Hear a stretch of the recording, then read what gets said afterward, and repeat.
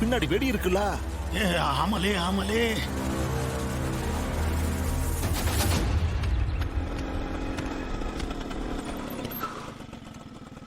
அக்கா இதோட 350 ரூபா ஆச்சு.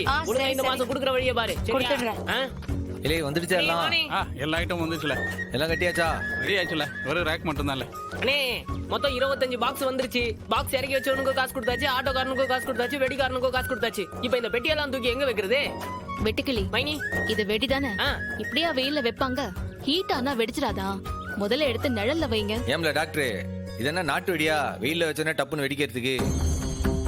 இதெல்லாம் நாங்க பாத்துக்கிட்டோம்ல, நீ எதுக்கு டென்ஷன் ஆகுத? வெடினாலே பயமா இருக்குடா. ஒவ்வொரு தீபாவளிக்கும் இந்த வெடியால தீக்காயம் பட்டு வர பேஷண்ட்ஸ் எல்லாம் பார்க்க எனக்கு பயமா இருக்கு. அதனாலதான் நான் பயப்படுறேன். ஏம்ல இப்பதான் முத கடை போடுதான், நல்ல வார்த்தையா பேச மாட்டியா? எடுத்த உடனே ஆஸ்பத்திரி வெடிகாயன்னு சொல்லுத. இல்லை சனியா ஐயா, நம்ம இந்த சுபம்னு போட்டிருக்கோம்ல. ஆமா. ஒருவேளை இவன் அதை பார்த்துட்டு சந்தோஷப்பட்டு கல்லாமலை எடுத்து வச்சு விட்டானா அந்த பொட்டிய? எப்படியும் வெடிக்க தானே போகுது இல்ல?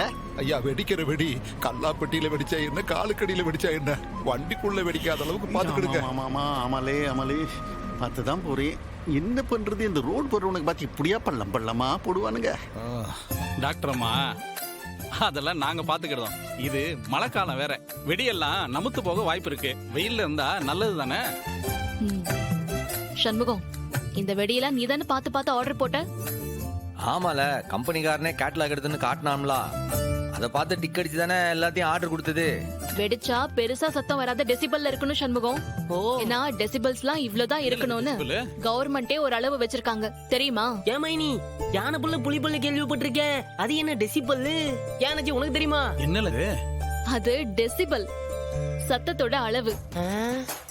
அதிகம் சத்தம் வராத வெடியை தான் நம்ம விக்கணும். புகை அதிகமா வரக்கூடாது, குழந்தைங்களுக்கும் எந்த வகையிலயும் பாதிக்காத வெடியை தான் நம்ம விக்கணும். கொசு மத்தாப்பு கூட விக்க முடியாது போல இருக்கே. அதுலயும் புகை நிறைய தானே வரும். பேசாம இந்த கடையை எடுத்துட்டு மீன் கடை போட்டுருவோமா?